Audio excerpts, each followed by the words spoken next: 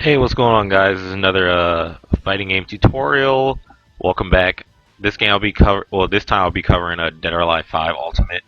Especially with last round coming out, the scene's been growing at a very good and steady pace, and I want to see it keep growing.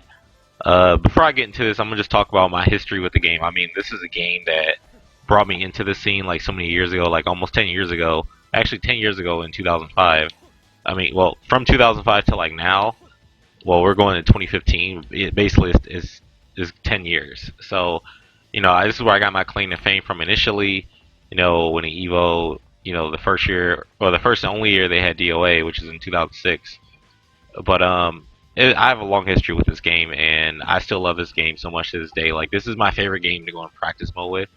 So, I might be going over a lot of stuff. I'll try to keep it as basic as possible because I don't want to get too advanced for anybody, especially those who are really trying to get into the game. But yeah. So on the screen you see two Hayabusas. Ryu Hayabusa is actually like the flagship character for Tecmo Team Ninja with the Ninja Gaiden series back from the NES days, especially on Xbox and PlayStation with the reboot Ninja Gaiden series where it's like a 3D action adventure beat 'em up type game, which is pretty bloody and gory, but it's really fun to play. But he's one of the flagship characters in this game as well. Commonly referred to as a lot of people say is the best character in the game. Like in every DOA game, he's usually top 5, and it's no different here. But I'm gonna go over some of his stuff. But first and foremost, since this is a 3D fighting game, it's totally different from a 2D game. In this aspect, it's a 3D playing field. You can move around in the background, and you can use the environment to deal damage to your opponent. So it's not like just back and forth. Like you can move around and change how things pan out. Especially like in this game, unlike like Street Fighter and other games, like you can knock the opponent off the cliff, and that does additional damage. DOA was actually one of the first games to do it. A lot of games actually picked up later on, and that's a big part of getting damage. Because if you fall off a cliff, you don't have a lot of health, your character is going to KO. With that said, I'm going to go right into how the neutral game plays. Well, DOA, unlike most games, well, Marvel is like this, but you can move before the game starts. So before it says get ready, fight, you and your opponent can be like dashing up in each other's face or something, like moving around like this, or you can be trying to take a defensive stance. But regardless, if the opponent decides to be in your face, unfortunately, you're going to probably have to be in their face. But if you guys both start backdashing or moving back to get away from each other, then you'll be guys will be playing like a really fundamental neutral game. But up close, like the game has its own is like its own mini game in itself, and from a distance as well. And even when you get hit, it's different. But let me talk about the neutral game. So in this game, like there's like different jab speeds, just like in frame data for every other game.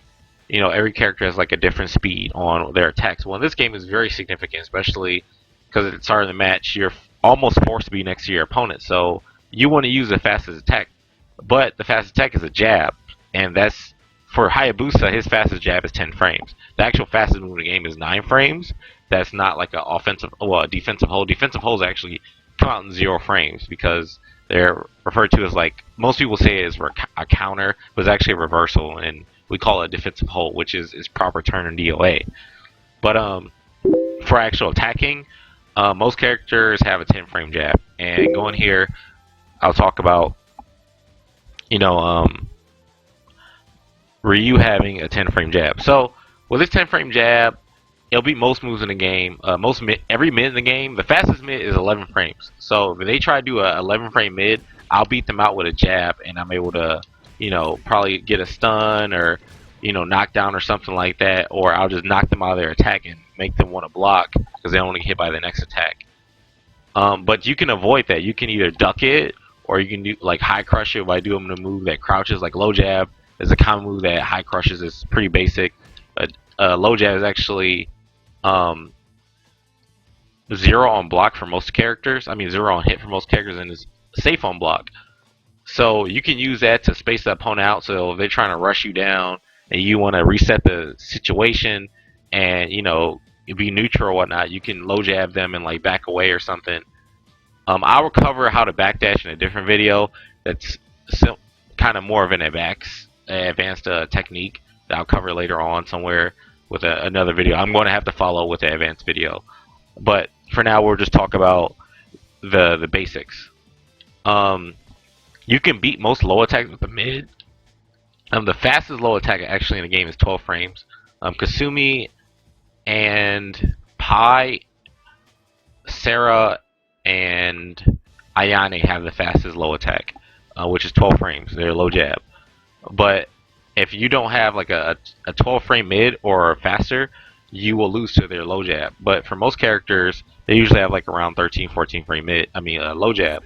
So you can beat them out with like a 13 frame mid. So you have to pay attention to this stuff because frame data is very important in fighting games, especially in 3D games, because it's like what you almost have to live or die by as far as like getting ahead and get that edge over your opponent. The more you know in a 3D fighting game, the better you have, a better chance you have of winning. But so now you know that jabs will lose to low attacks, but mids will usually beat low attack. Well, usually beat low attacks as long as the frames are right. And actually, highs, if they're slow enough, they will lose to a mid. So if someone does like 11 frame mid and you do, well, I'm sorry, they do like a 12 frame mid and you do 11 frame, a 12 frame high, I'm sorry, a 12 frame high and you do 11 frame mid, you'll beat them out at the same frame. That's just how it goes. But generally, a jab will beat a mid, or a high will beat a mid, and a mid will be a low, and of course, a low, if it crouches, will beat a high. And then you have like special attacks that kind of like mid crush, and they'll beat like certain mids that have a higher hitboxes. It's something that I'll have to cover in advanced tactics. It's so much, but pretty much that's the first part of the game. So say like, you guys are rushing each other down up close at the beginning of the match, and I decide to jab, and you decide to go do a mid, I'll win. And it's my turn to attack for the duration until I in a combo, or you decide to block or something like that. Or if you get stunned, and that's a different game entirely. Like if I stun you, my next attack will be guaranteed, and your only way to get out of it is to struggle, which is you'll mash buttons basically while you're stunned to try to get out. Like same thing in Street Fighter. Like you're mashing out of a stun once you get dizzy. It's the same thing, but because of certain frame data, like even if you mash, you'll still be susceptible to getting hit with a guaranteed attack. So you have to use defensive hold in stun, and defensive holds do damage, but in stun they don't do as much damage as they would in neutral. Like hold on, let me put on the fight info so you can see what I'm talking about. Like say for example, I'm poking Hayabusa, and he gets his turn to attack after I poke him, right? And I hold him. You see that on high counter, I get 87 points. That's like a good 30% on his health bar. Hayabusa also has like a advance hold, which is a Zuna, and he gets, was it 120 points? Yeah, and that's let me show you the damage on that. Sorry. A high counter hold is actually the most damage you can get on a hold. So that's about 40% on a health bar. So that's really powerful. It's actually not as easy to get. As you saw, I kept getting counter holds because they changed the timing from other DOA games to this DOA game. Before, the timing it would take to get like a counter hold at the latest frame will actually give you a high counter hold, but they tighten up the frame so it's harder. So you see like there, he only gets 99 points instead of 120, which is still really good damage. But in stun, that damage will be halved a bit to where the most damage you could probably get is 75 points with the high counter hold. So keep that in mind. Like, yeah, you'll be holding and stuff in stun, but it won't do as much damage. And while you're stunned, most players are trying to bait you to get stunned again so they can critical burst you like this.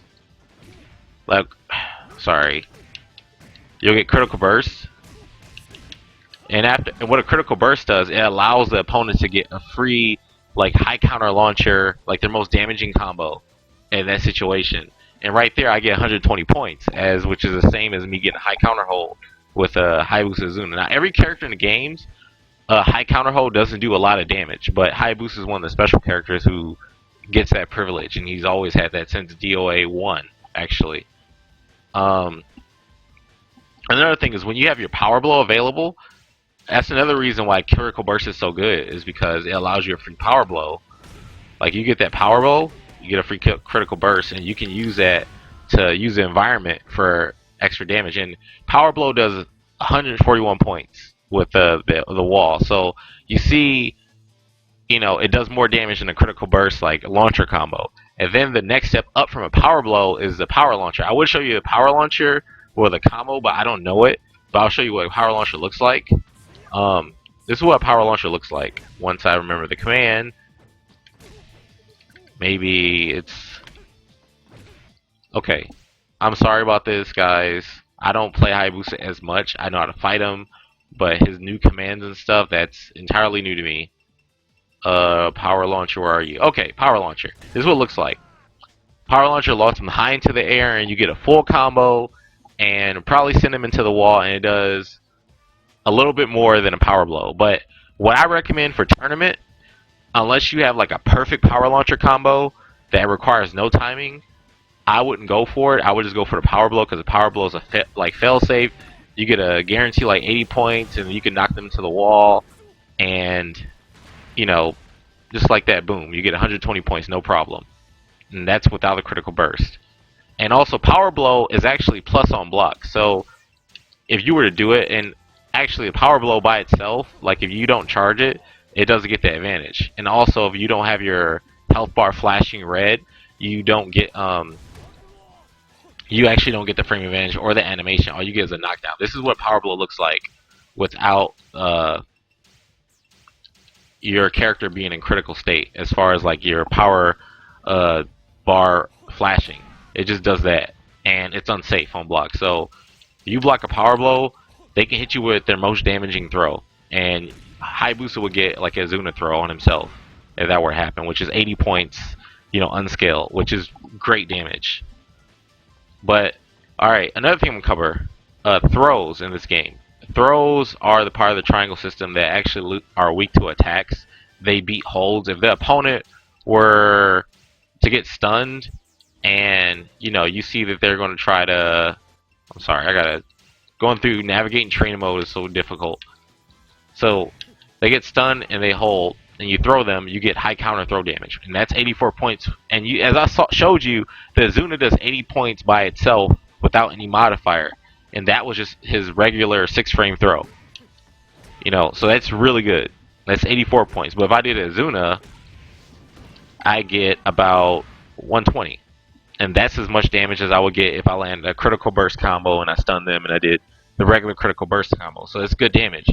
But the downside to doing like stun into throw, if they don't do a hold after the stun, you are open for punishment. Like they can launch you at almost at high counter, or at least stun you at high counter and punish you. But there are situations where you can do like a stun and do a throw, and the throw will be safe from getting hit.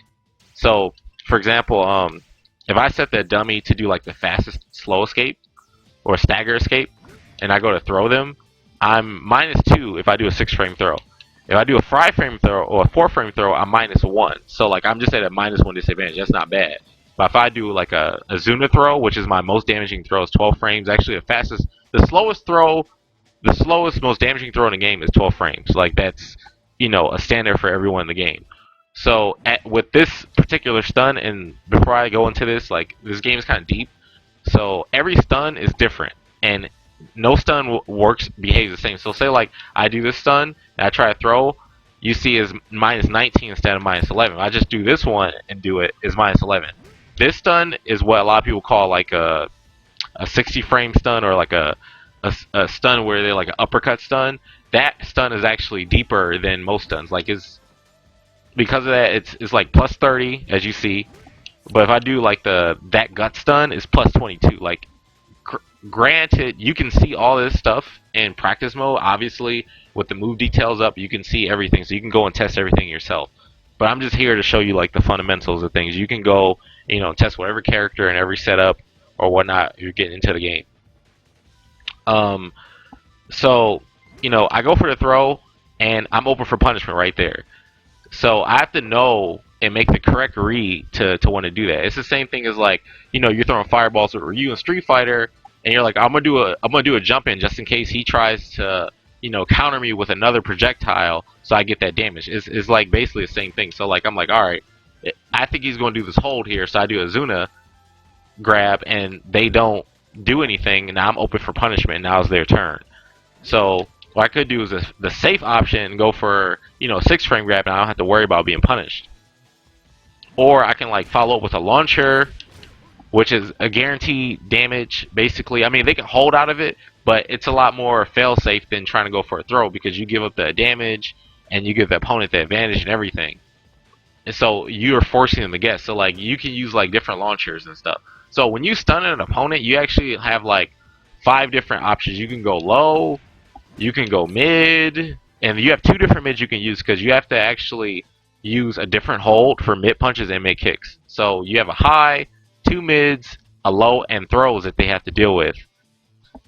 So there's 5 different options they have to choose from. So if you're getting held, it's because you're being predictable, you know, with your launcher. So I can do like, you know, stun, you know, launcher right there.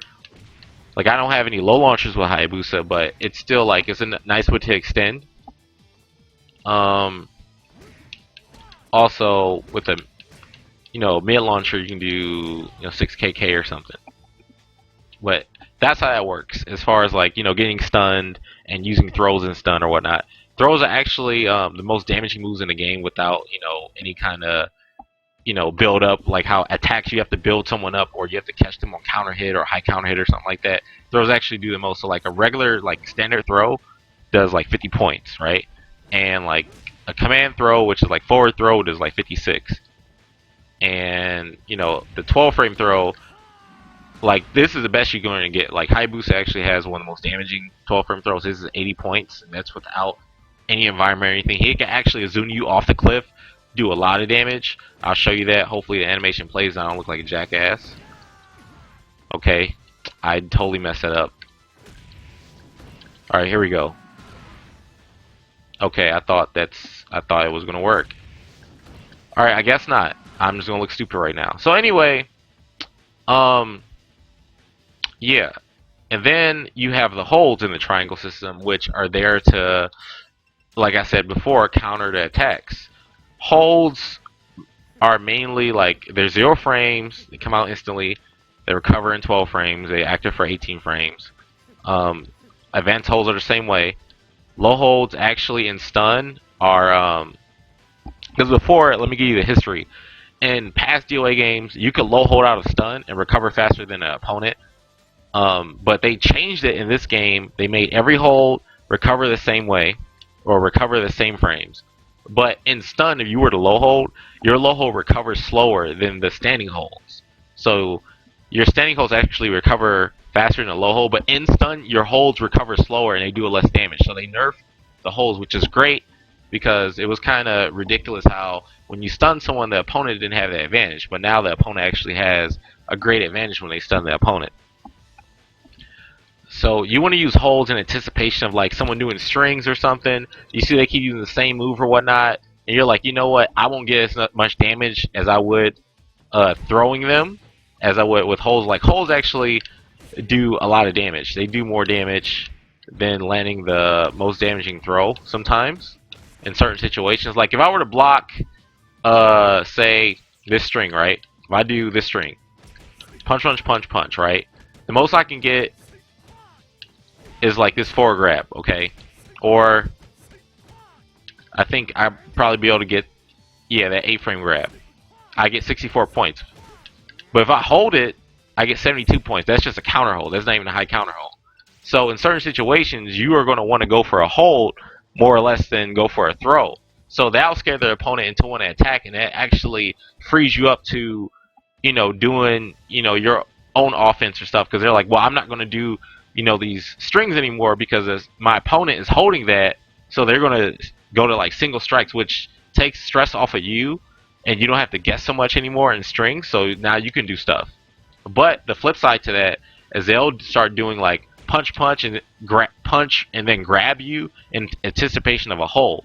So another thing you can do on defense is you can sidestep. Sidestep is more so new DOA in these versions, because before DOA didn't really have a reliable sidestep. Sidestep in this game works like Virtua Fighter, where it works like a parry. It doesn't like, it's not like a sidewalk in Tekken where you can walk where you know walk and then like sidestep attacks. No, you have to actually use it to counter the opponent's strings or like a single attack or something.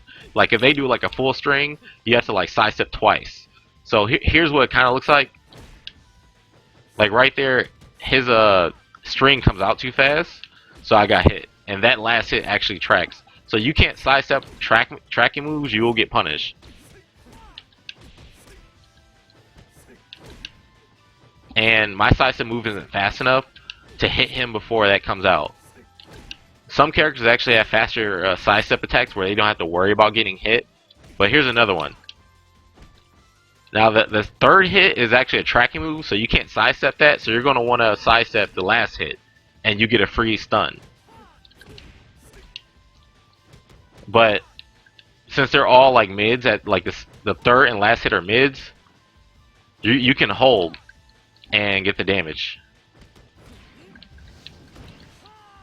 So it depends on the character, the opponent, what they're doing. Like this game is very mental and is also heavily knowledge based, so you got to know what the character can do and what the player likes to do. And of course, there's a fundamental game plan. Like you don't want to deal with strings. I recommend it. Like, cause me, I don't want to deal with strings because it's too much guessing. That's how I feel. But sometimes you have to go with your gut because you'll be put in a situation. But I try to keep the game as neutral as possible to where I can control it the most. Come in, do like 6-6K. This actually is one of the Hayabusa's bread and butter attacks. His 6-6K or forward kick.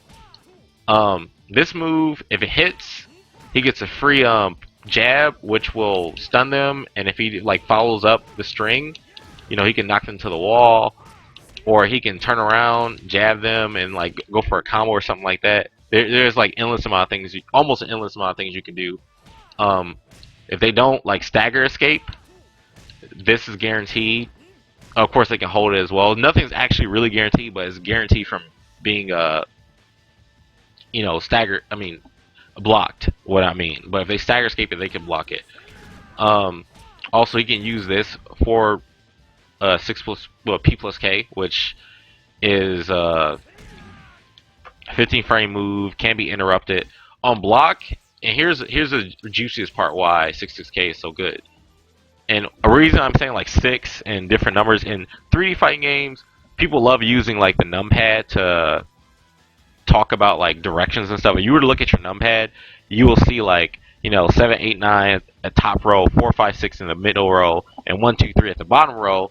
And in the middle is 5. 5 means neutral. So if you go by looking at like a one-player side perspective, every direction or something means like you look at that in your D-pad and you'll get a gist of what I'm talking about as far as direction. So 6-6 is forward, and if you are on the two-player side, it will be back.